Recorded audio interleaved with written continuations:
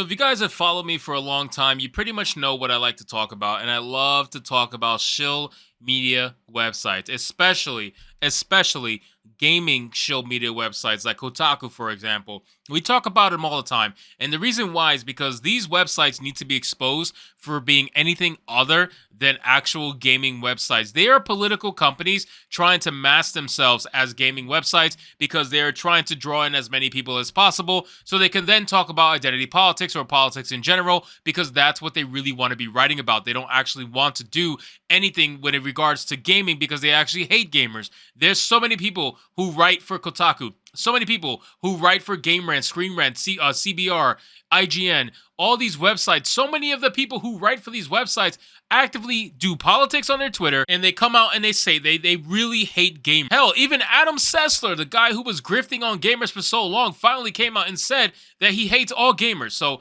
he's the prime example of what you find at these shill media websites. But now, apparently, the newest shill media website called The Gamer just released something, and bounding into comic is the article on it, and it says, The Gamer praises censorship of Ashley's outfit in Resident Evil 4 Remake and claims the original game's panty shots encourage misogynistic behavior in real life. Yes, exactly. Like, people decided in their hearts that they were going to go be misogynists because they saw some panty shots in Resident Evil. That's exactly what they decided to do. This is the same argument for people who blame shootings on Grand Theft Auto. It's the same exact thing. They try to take one thing and magically correlate it with no evidence. Zero evidence. There is zero evidence to support this.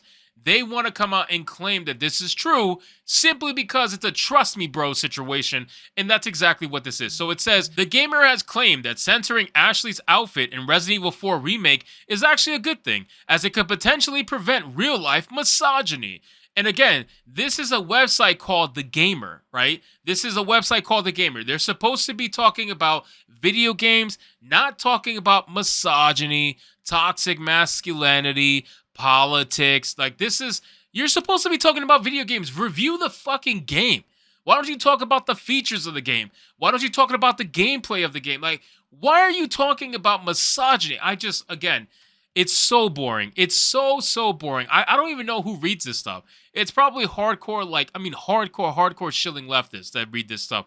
Otherwise, I don't really know who would read this stuff. Like, why would you go to The Gamer to read about Resident Evil 4 if all they want to talk to you about is misogyny? It says the video game outlet has already produced 4 different articles praising that gamers could no longer upskirt Ashley. In the original Resident Evil 4, Ashley would berate Leon for it, including if it was only from Leon's perspective and not the game's camera. The Gamer's James Troughton called those who get mad over the change idiots when reporting on the censorship. Author Stacey Henley defied Ashley's underwear in Resident Evil is not censorship, and that angry gamers had bastardized the term censorship. Oh, we bastardized the term. That's interesting. That's interesting because censorship is such a term that shouldn't be bastardized, right? Right, The Gamer? Like, you got, like, why do they do? I want to know what these people look like. Let me see something really quick. So let's see if we can look up this article here. I don't really care. I use ad blocker for these shill media websites.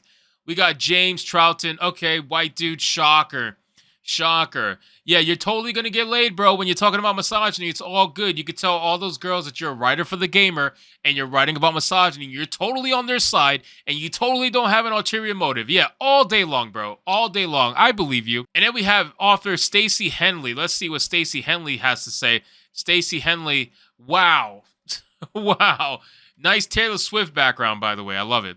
Wow, Stacey Henley. Okay, so both people are exactly what you would expect when it comes to writing these kind of articles. Both people. They're literally, when you thought in your mind, who could be writing this stuff? This is exactly what pops up. These two people right here is exactly what pops up. So I'm not surprised in the slide. It says, similarly, writer Jade King wrote how Resident Evil 4 no longer sexualizing its women is a good thing, insisting Ashley dotes on Leon like a wide-eyed, weirdly horny puppy in the original game. Comparatively, Ada Wong's form-fitting jumper and arguably chest-emphasizing harness is championed as incredible.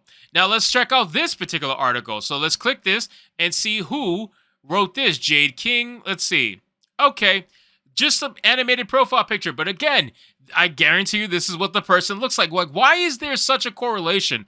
Like, I feel like my research into this, which even though it's like so light, I feel like every time I look at these articles, we literally see that they all look the same. There is an awful amount of evidence to support that white liberals are not your friends. I'm just saying, like, there is a lot of evidence. So it says this is followed by how female characters can look sexy, dominant, and powerful without falling victim to the male gaze or giving away her confidence in service of sexualization. There's 4 articles about the game that have nothing to do with the game itself, bro. That is insane to me. Tessa also attempted to convince readers that not being able to look up character skirts is a win. Oh, Tessa, this is interesting. Let's see. Does my evidence hold up? Does my evidence hold up?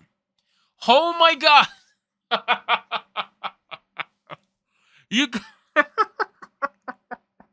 You've got to be kidding me. You have got to be kidding me. Why do they all look the fucking same? Why do they all look the same, man? You guys, please. It can't be me. It can't be me. Why do they all look the same? It says, on the same day King's editorial was published, Cower asks, when will gamers stop feeling entitled to creepshot female characters?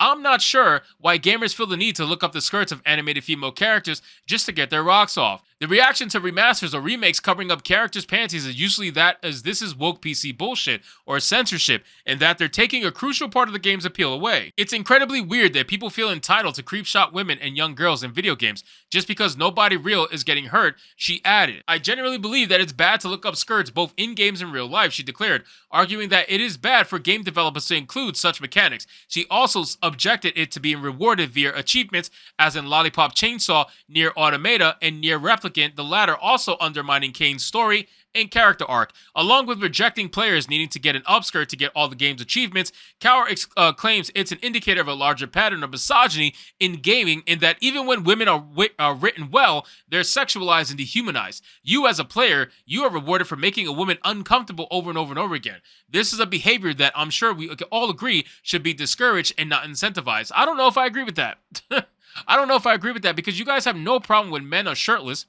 You have no problem when men are sexualized, but it's because you guys are feminists, so you think that men cannot be sexualized. You think that men cannot be victims. You think that men cannot be in the female gaze sort of a thing, right?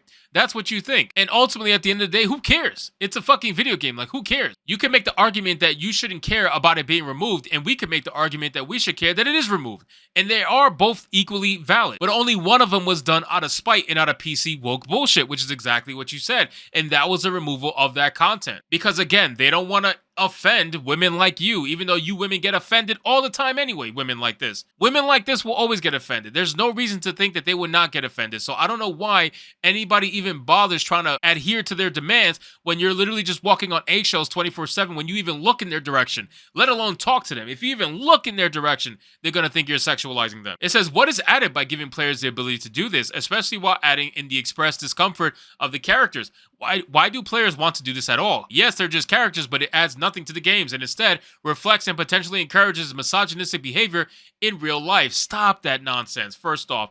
And second off, there is so many games, especially open world games, that have content in it that serves no purpose other than just because, right? You know, like the amount of shit that you were able to do in Elder Scrolls Skyrim that made no sense and it just like didn't serve a purpose other than just to be able to do it. It was just fun. Like, it just serves no purpose. The fact that you can make these characters naked serves no purpose either, but you can do it. In Dark Souls, you can make a character that's entirely naked and have only a cloth around your waist, and it serves no purpose other than making you lighter. But still, like, you could be just as light with gear, but the fact that you can make them naked is still a possibility.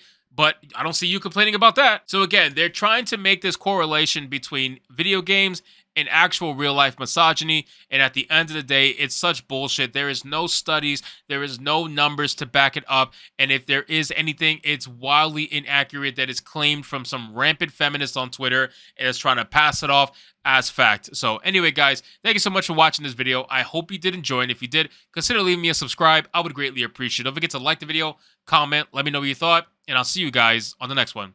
Hypnotic out.